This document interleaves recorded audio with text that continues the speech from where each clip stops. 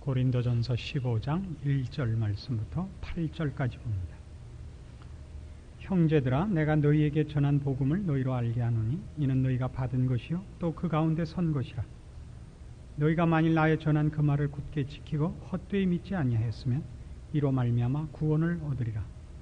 내가 받은 것을 먼저 너희에게 전하였노니 이는 성경대로 그리스도께서 우리 죄를 위하여 죽으시고 장사 지낸 바 되었다가 성경대로 사흘 만에 다시 살아나사 게바에게 보이시고 후에 12 제자에게와 그 후에 500여 형제에게 일시에 보이셨나니 그 중에 지금까지 태반이나 살아있고 어떤 이는 잠들었으며 그 후에 야고보에게 보이셨으며 그 후에 모든 사도에게와 맨 나중에 만삭되지 못하여 난 자 같은 내게도 보이셨느니라. 우리는 지난주에 신앙의 핵심이 그리스도의 순환과 부활인 것을 확인했었습니다. 기독교 신앙에서 가장 중요한 것은 행복과 기쁨 이전에 우리가 누구냐, 하나님이 누구시냐 하는 이 문제였습니다. 그리스도께서 우리를 위하여 이 땅에 오셔서 죽으셔야만 되었던 죄인된 형편을 확인하는 것, 이것이야말로 신앙의 가장 중요한 기초였습니다. 그런데 이제 한 걸음 더 나아가 좀 더 포괄적이고 폭넓게 기독교 신앙에 진리되는 것을 여타 종교와 분리시켜서 확인하는 작업이 이제 필요합니다. 우리가 믿는 기독교 신앙은 의미의 종교가 아닙니다.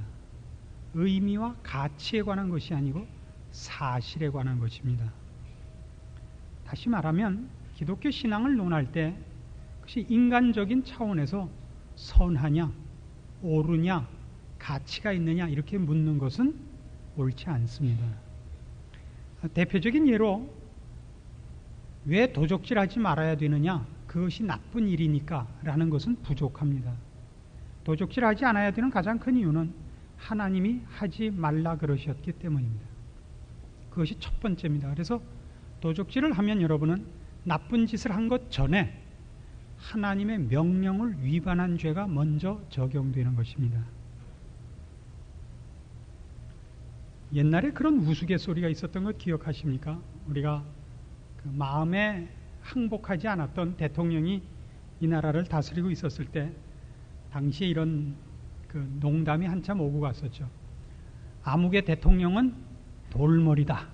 그러면 그게 잡혀간다는 거였죠. 죄목이 국가 원수 모독죄가 아니고 국가 기밀 누설죄였다는 거 아닙니까?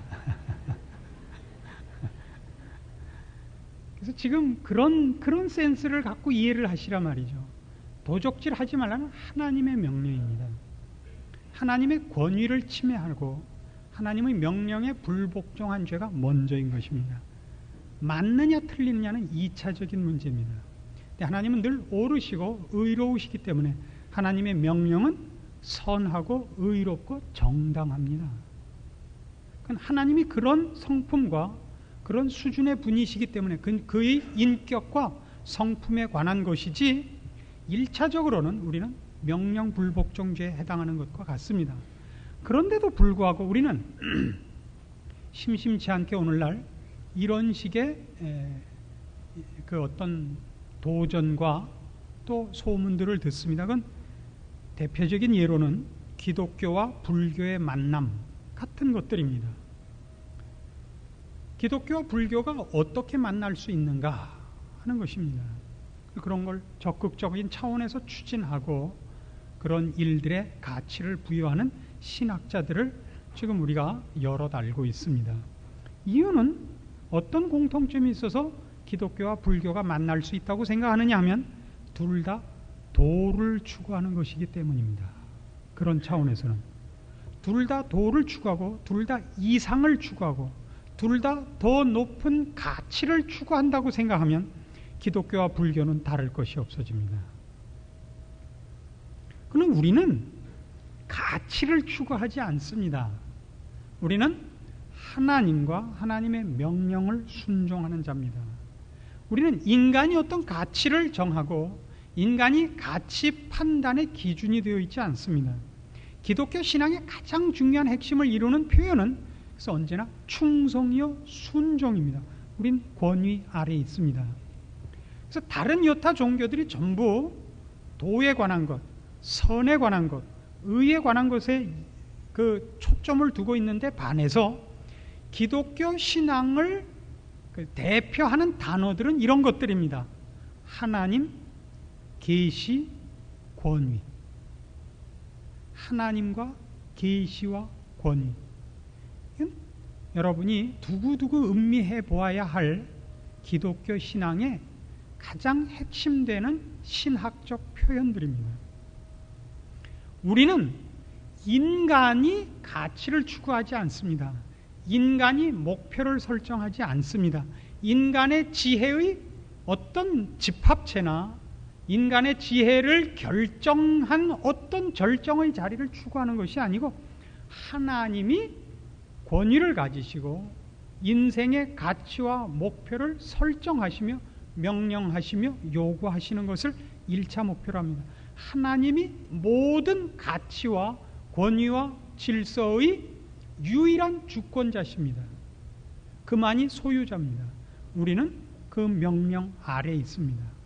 그래서 무엇이 옳고 무엇이 우리의 목표여야 되느냐 할 때는 우리가 결정하지 않고 하나님이 이것이 선이다, 이것이 의다, 이것이 가치다라고 하나님이 제시하셔야만 우리가 알고 하나님이 명령하셔야만 우리의 방향이 생깁니다. 그래서 계시가 무엇보다 중요한 기독교 신앙에 있어서는 원리가 됩니다. 계시가 없으면 기독교 신앙은 설 자리를 잃습니다. 왜요? 기독교 신앙은 인간들의 지혜와 지식을 모아놓거나 합의하거나 연구하고 쌓아서 만든 것이 아니기 때문입니다. 그래서 예수 그리스도께서 오시고 예수 그리스도께서 죽으시고 예수 그리스도께서 부활하신 그 모든 것은 어떤 계시를 내포하고 있느냐 하면 하나님이 누구시냐와 인간이 누구냐를 가장 잘 드러내는 계시의 행위이기도 합니다. 그래서 예수님을 뭐라 그러죠? 말씀이 육신이 되어 이 땅에 오신 분이라고 합니다. 말이란 의사 전달의 최고의 수단 아닙니까? 하나님이 우리에게 알리고 싶은 어떤 내용들을 예수 그리스도를 통하여 알리신 것입니다. 계시의 수단으로 삼으셨는데 그 계시의 내용은 뭐냐면 인간이 하나님 앞에 죄인이라서 그 문제를 해결하는데 인간이 어떤 방법도 없어서 하나님이 예수 그리스도를 보내사 우리를 죄 가운데서 구원하셨다라는 계시가 그리스도의 오심과 십자가 사역과 부활 속에 들어 있습니다. 로마서에서 보는 바와 같이 그는 우리의 범죄함을 위하여 내어준 바 되고 우리를 의롭다 하심을 위하여 살아나신 바 되었느니라 라는 성경적 진술들이 다 계시들을 포함하고 있는 것을 보게 됩니다.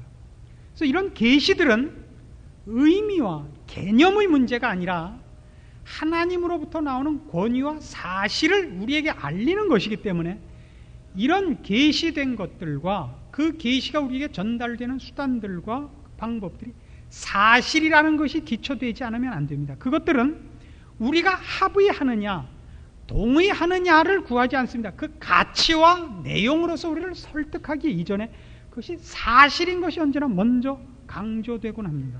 사실인 것이 강조된다고요. 그것을 내가 좋아하느냐 싫어하느냐 선택할 것이냐 반발할 것이냐 이전에 이것이 사실이다가 성경 진술의 무엇보다도 가장 큰 특징을 이루는 것입니다. 좋아하느냐 싫어하느냐는 그 다음 문제입니다. 히브리서 11장에 가시면 믿음을 이렇게 정의한 것을 여러분 보시죠.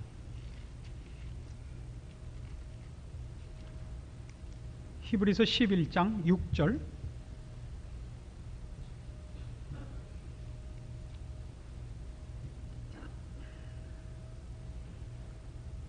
히브리서 11장 6절입니다. 믿음이 없이는 기쁘시게 못하나니 하나님께 나아가는 자는 반드시 그가 계신 것과 또한 그가 자기를 찾는 자들에게 상 주시는 이심을 믿어야 할지니라. 이게 무슨 뜻이죠? 하나님이 최종 권위인 것입니다. 하나님이. 그러니까 기독교 신앙의 다른 모든 종교와 다른 가장 판이하게 다른 것이 어디냐? 그 권위와 가치의 기준이 인간에게 있지 않다는 것입니다. 대표적인 종교를 우리가 비교하자면 불교만 해도 불교란 인간 모두가 석가모니가 간 길을 쫓아가서 그가 얻은 도의 경지에 가자는 것입니다. 인간이 만든 최고의 경지에 모두가 가자는 것입니다. 인간 모두에게 불심이 있다는 것이죠. 그래서 범신론입니다. 결국 인간 안에 있는 어떤 신적 성품을 그거를 그에게 충만하게 하고 그것을 방해하는 다른 것으로부터의 해탈이 불교의 진수라면 기독교는 그렇게 얘기하지 않습니다. 기독교는 인간은 하나님의 피조물이요 선한 것과 가치와 권위와 질서가 하나님께만 있다는 것을 인정합니다. 우리의 생명은 하나님께 의존적이고 우리의 의와 거룩과 행복과 아니 생명까지도 그에게 의존되어 있습니다. 기독교 신앙은 전혀 다른 것입니다. 그러면 인간들이 이 문제에 대해서 어떤 반발을 하느냐 하면 그래서 기독교를 편협하다 그러죠. 왜 너희는 배타적이냐 이렇게 나옵니다. 그렇지 않습니까? 불교도들은 스님들은 성경을 봅니다. 여기도 괜찮은 말씀이 있다는 걸 인정합니다. 그러나 우리는 불교를 인정하지 않습니다. 불교가 기독교를 인정하는 것은 포용력이 있는 것이고 우리가 불교를 인정하지 않는 건 편협한 것이라 이렇게 얘기하는 건 전혀 잘못된 표현입니다. 그건 뭐와 같으냐면 정답을 알지 못하는 사람은 무엇이 틀렸다고 말할 실력이 없기 때문입니다. 미국에 사는 존 스미스라는 사람이 이 시골에서 가출해 갖고 뉴욕에 와서 성공을 해보려고 애를 쓰고 발버둥을 치다가 10여 년을 허송세월하고 이제 다시 고향으로 돌아가 농사를 지어야겠다는 걸 깨닫고 기차를 타고 고향으로 돌아가려고 그러는데 돈이 없는 겁니다. 기차값이. 그래서 무임승차를 했다가 차표 검사에 걸렸습니다. 이 존 스미스가 뭐라고 대답을 했냐? 내가 뉴욕 타임즈지 기자요. 그랬습니다. 그 기자라 그러면 많이 그 형편을 봐주는 것은 그 나라나 우리나라나 비슷한 모양입니다. 그러자 그 차장이 하는 말이 마침 잘 되어서 그럼 당신이 기자라는 걸 증명하시오. 내가 마침 어떻게 하다가 옷을 갈아입다가 신분증을 못 가지고 왔습니다. 그러니까 마침 이 차에 저기 앞에 특등실에 당신네 그 신문사에 그 편집국장이 타고 계시니까 가서 확인을 합시다. 이렇게 된 겁니다. 이 사람이 큰일 났죠. 자긴 가짜고 편집국장한테 가면 아닌 게 뽀록이 나게 생겼는데 그러나 거기서 뭐 우긴 거 2판 4판 갔습니다. 하여튼 자긴 모르죠. 편집국장을. 근데 편집국장이 자네 웬일인가 출장 중인가 하면서 반갑게 맞아주면서 우리 직원이 맞다 그러는 거예요. 얼마나 감동했는지 모릅니다. 그래서 차장이 간 다음에 참 이렇게 이런 처절한 처지에 있는 사람에게 은혜를 베풀어서 참 감사하다고 내가 아닌 걸 뻔히 아시면서 어떻게 그렇게 궁지에 몰린 나를 용서해 주시냐. 그러니까 그 사람이 이렇게 간단하게 답했습니다. 나도 가짜 걸랑요. 그쪽은 오히려 겁을 내고 있었던 거죠. 이거 진짜 기자가 와서 이게 누구야 그럴까봐 겁을 냈는데 저쪽이 먼저 겁을 내니 얼마나 다행이었습니까? 다른 종교가 융통성을 가지고 포용력을 가지는 게 아니라 그들은 정답을 모르기 때문에 어느 것도 틀렸다는 말을 할 수가 없는 겁니다. 그래서 무엇이든지 옳다 그러는 거예요. 무엇이든지. 그것도 일리가 있겠지. 그것도 어떤 가치가 있겠지. 이렇게 가능성을 인정하는 겁니다. 그건 포용력이 많은 게 아니라 어디가 어딘지 모르고 더듬고 계시는 겁니다. 우린 정답을 합니다. 정답은 2입니다. 3이나 2나 한 끗 차이인데 저희 어머님은 화투를 매우 잘하시는 분이셨습니다. 저희 어머니의 화투의 최고의 적수가 누구였냐면 제 밑에 여동생이 최고의 적수였습니다. 저랑 셋이서 돈 내기 고스톱을 치면 두 분은 펄 알아요. 제 손에 든 걸 다 알아요. 뭐 들고 있는지.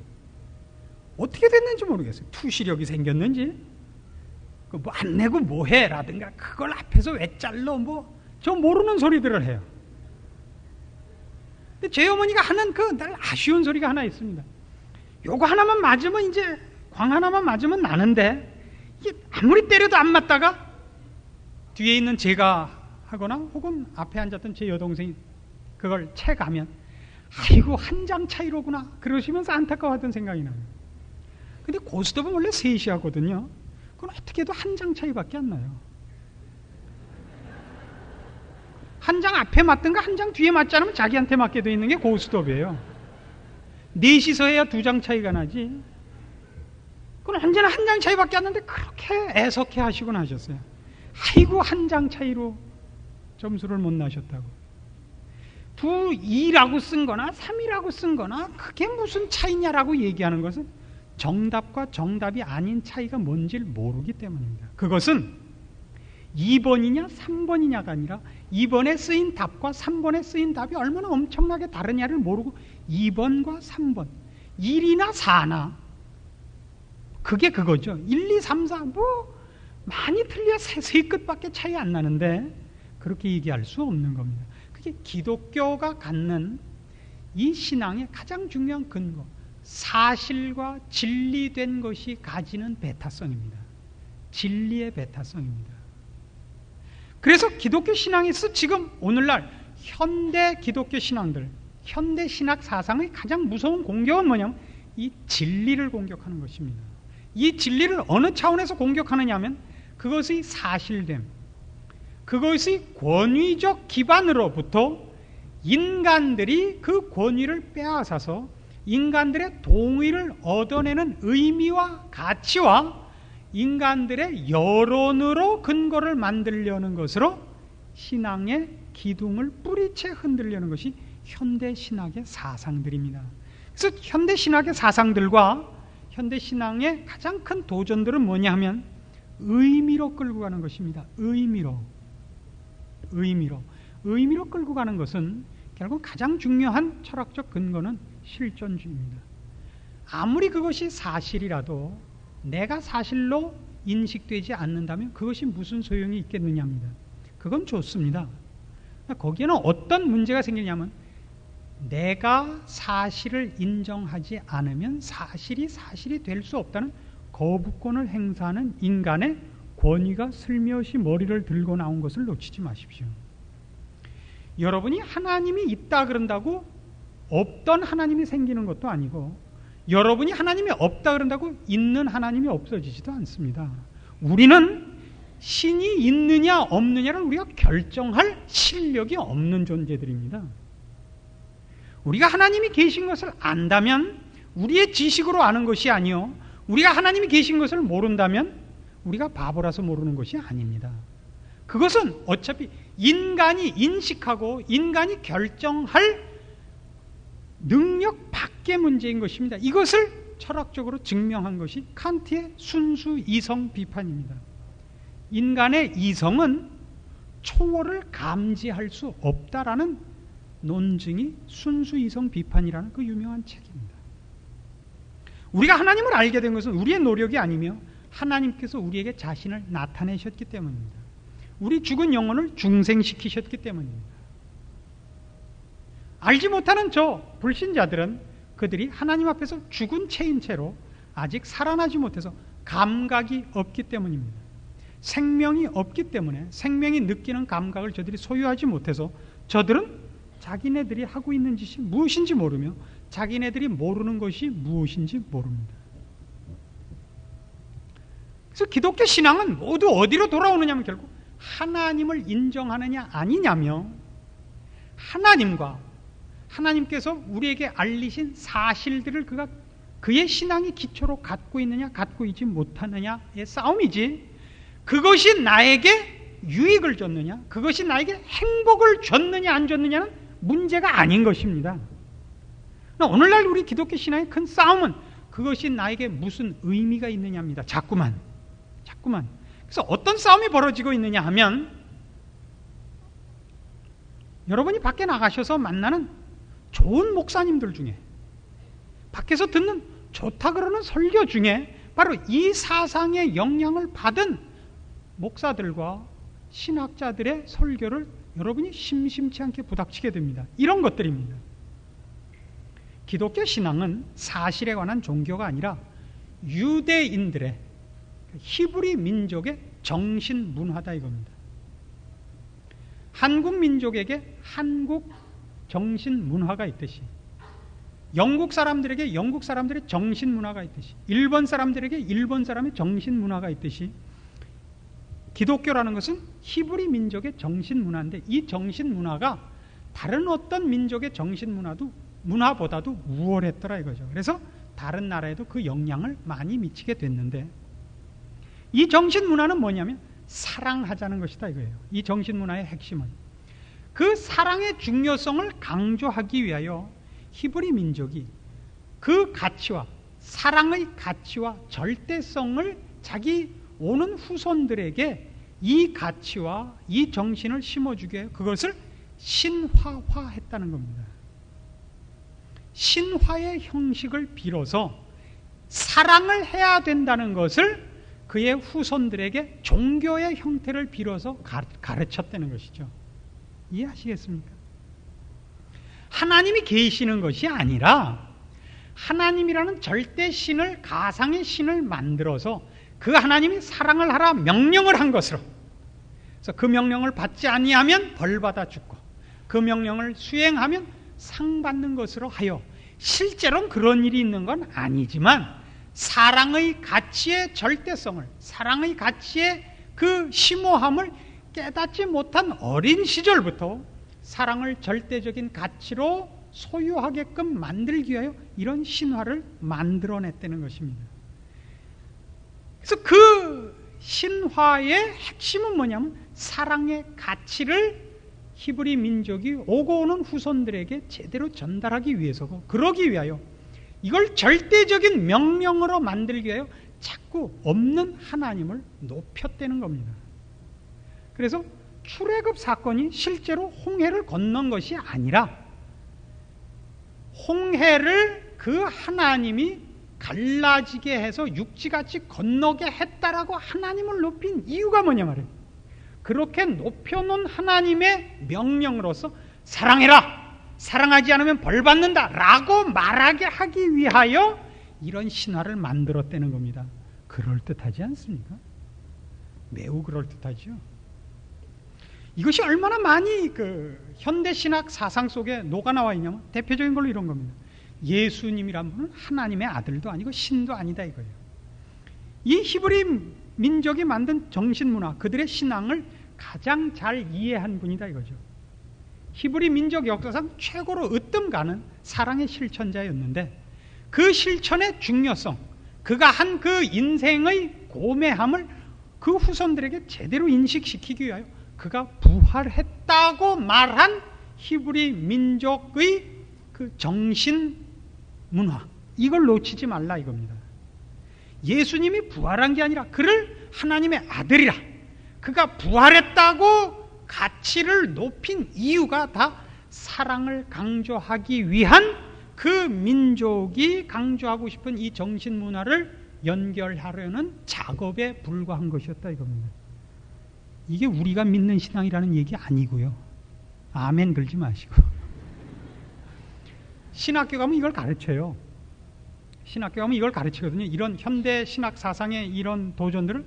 그러면 기말고사 보면 꼭 그렇게, 저는 이제껏 이것이 사실인 줄 알았는데 이제 알고 보니까 그렇다는 걸 이제 알았습니다. 이렇게 쓰는 사람이 꼭 나와요. 그래서 지금 이 고린도전서 15장이 여기 등장하고 있는 것입니다. 뭘 하자고요? 부활이라는 문제는 그것이 어떤 가치를 가지냐, 어떤 내용을 가지느냐 이전에 그건 사실이다. 그 사실이 없어지면 어디로 갈 수밖에 없냐? 의미로 간다고요. 의미로 가면 어떤 의미로 가냐? 인간이 동의하고, 인간이 합의하고, 인간이, 더 많은 인간이 여론 투표를 한 결정으로 가게 된다고요. 무엇을 해요? 인간이 인정하는 가치 체계로, 도덕과 윤리로 갑니다. 기독교는 도덕과 윤리의 문제가 아닙니다. 기독교는 사실과 권위의 싸움입니다. 구원 확신이라는 문제에 대해서도 마찬가지입니다. 여러분이 구원 확신을 받았을 때 제일 중요한 문제는 뭐냐면 하나님이 과연 계시고 내가 하나님 앞에 과연 죄인이더라, 이게 강조돼야 되는데, 구원 확신은 오늘날 한국교회에서는 어떻게 포인트가 슬쩍 비껴지냐?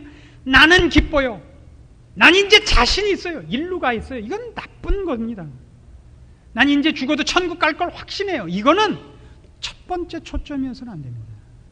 하나님이 과연 살아계시며 내가 하나님이 지으신 피조물이요, 하나님이 나를 사랑하사 나를 위하여 예수 그리스도를 보내신 내 아버지십니다. 여기에 초점이 있어야 돼요.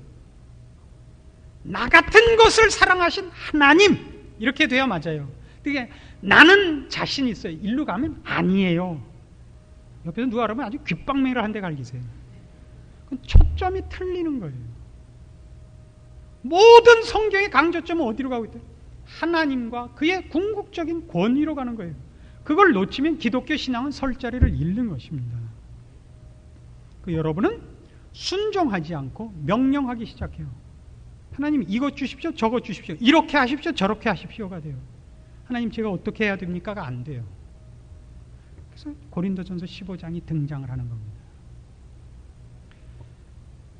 형제들아, 내가 너희에게 전한 복음을 너희로 알게 하노니, 이거예요. 이 복음을 전하는 데서 가장 중요한 근거가 뭐냐, 가장 중요한 기초가 무엇이어야 되느냐, 내가 봤다예요. 그건 사실이다예요. 나도 봤다. 나만 본 것이 아니라 얼마나 많은 사람이 봤는지 몰라. 그건 사실이다예요. 과연 하나님이 그 아들 예수 그리스도를 보내셨고, 그가 우리 죄를 대신해서 죽으셨고, 그 약속대로 살아나셨고, 하늘로 올라가셨고, 마침내 우리를 심판하러 오실 것이라 사실에 근거하는 겁니다. 그래서 기독교 신앙을 논할 때 우리가 언제나 놓치지 않아야 되는 것, 내 기분이 어떠냐, 내가 얼마나 행복하냐 불행하냐가 아니라 하나님이 누구시냐, 하나님이 나에게 무엇을 약속하셨느냐, 하나님이 나에게 무엇을 명령하셨느냐입니다. 여러분이 불안해하느냐 자신 있어 하느냐는 사실은 아무것도 아닙니다. 하나님께서 약속하시고 명령하신 것 속에 있다면 여러분은 안전하고, 여러분이 하나님이 약속하시지 않은 것에 가 있으면 여러분은 대단히 위태로운 것입니다. 그래서 우리는 성경이 요구하는 것 같이, 구약 성경이 무엇으로 끝나죠? 너희 중에 성전문을 닫을 자가 있었으면 좋겠다로 끝나지 않습니까? 너희 중에 성전문을 닫을 자가 있었으면 좋겠다. 너희가 헛되이 마당만 밟고 간다는 하나님의 한탄으로 끝나죠. 그래서 구약은 모두 마지막으로 오면서 어떤 회개 운동으로 요약이 되느냐 하면, 우리가 여호와께로 돌아가자. 근데 어떻게 돌아가자냐 하면요, 여호와를 알자, 힘써 여호와를 알자. 호세아서의 중요한 핵심되는 요구들입니다. 힘써 여호와를 알자, 여호와를 알자. 하나님이 누구시냐, 하나님 무엇을 요구하셨느냐, 그리고 우리가 하나님 앞에서 누구냐. 이것이 신앙의 올바른 점검 방법이요, ABC입니다. 여러분의 신앙도 그렇습니까? 우리의 신앙은 너무나 교만해져 있지 않습니까? 우리 하나님 앞에 명령하려고 서 있지 않습니까? 내 기분과 내가 소원하는 모든 것을 하나님의 힘을 빌려서 채우려는 것에 우리의 모든 초점이 가 있다면 그것은 기독교 신앙이라고 얘기하지 않습니다. 기독교 신앙은 어디까지나 순종입니다. 우리는 하나님을 알아야 됩니다. 하나님 무엇을 요구하시는지를 알아야 되고, 그 요구 앞에 우리는 언제나 아멘이어야 됩니다. 네, 그렇게 하겠습니다. 왜? 우리의 답은 없습니다. 우리가 요구할 것이 있다면 하나님의 명령을 수행하기에 저는 연약하고 저는 어리석습니다. 도와주시옵소서. 이 기도는 얼마든지 좋습니다. 내가 거룩히 살고 하나님의 영광을 드러내고 하나님의 명령을 수행하는 데 있어서 힘이 붙이는 것을 도움을 요청하는, 거룩과 경건을 위하여 하나님 앞에 도움을 요청하는 것을 하나님이 얼마든지 기적으로 무슨 능력으로든 함께 하셔서 이루실 것입니다만은, 여러분이 하나님의 약속과 하나님의 요구와 동떨어진 것을 여러분의 욕심을 따라 구하는 어떤 일에도 하나님은 기적도 마음의 평안도, 아니 어떤 약속도 처음부터 하신 적이 없습니다. 그런 약속을 채워준다고 시중에 나가면 여기저기 포스터가 나부터 다닙니다. 미혹되지 마십시오. 우리 기독교 신앙의 근거는 언제나 여기에서 출발합니다. 하나님의 엄위하신 권위와 그의 번복될 수 없는 명령 앞에서 우리의 삶과 존재와 행동과 목표와 가치가 존재합니다. 사실 위에 선 종교. 하나님이 우리를 부르셨기 때문에 그 앞에 섰는 우리의 위치가 확인된 순종하는 마음, 충성된 자세. 여기서 흔들리지 마십시오. 여러분이 슬퍼도 옳은 길을 가야 되고, 여러분이 좋아해도 하나님이 가지 말라는 길은 여러분이 팔을 자르고 눈을 빼서라도 돌아서야 되는 것이 성경이 가르친 신앙의 원리들입니다. 오늘날 우리의 신앙은 하나님을 만족해 할 것이냐, 우리 자신을 만족해 할 것이냐라는, 다시 구약에서 여호수아가 요구했던 그 갈림길에 선 것 같은 위기에 직면해 있습니다. 돌아오셔서 여러분이 부르심 받은 그 신앙의 기초 위에 여러분의 신앙을 다시 정립하시고 순종하셔서 신자된 특권들을 누리시고 하나님이 함께하는 신앙의 참맛을 누리시는 복된 신앙의 길을 가시기를 권합니다. 기도하십시다. 하나님 아버지, 은혜를 감사합니다. 하나님이 우리를 부르셨고 하나님의 자녀로 삼으셨고, 그리고 영원한 나라에 우리의 생명을 올리셨습니다. 우리가 주를 만날 준비를 해야 마땅하고 주님의 명령 아래 순종해야 마땅합니다. 우리에게 밝히 보이신 모든 믿음의 내용들로 우리를 강건하게 하시고 믿음 위에 굳게 서게 하사 흔들림이 없이 부르신 부름을 향하여, 표대를 향하여 달려가게 하시옵소서. 내 욕심과 내 만족을 버릴 수 있게 하시고 주의 말씀과 주의 명령 앞에 귀 기울이고 머리 숙이고, 그리고 목숨과 우리의 정성과 온 힘을 다 바쳐 충성하게 하시옵소서. 그래야 신자된 인생의 복된 것들을 누리는 저희들 되게 하시옵소서. 예수님의 이름으로 기도합니다.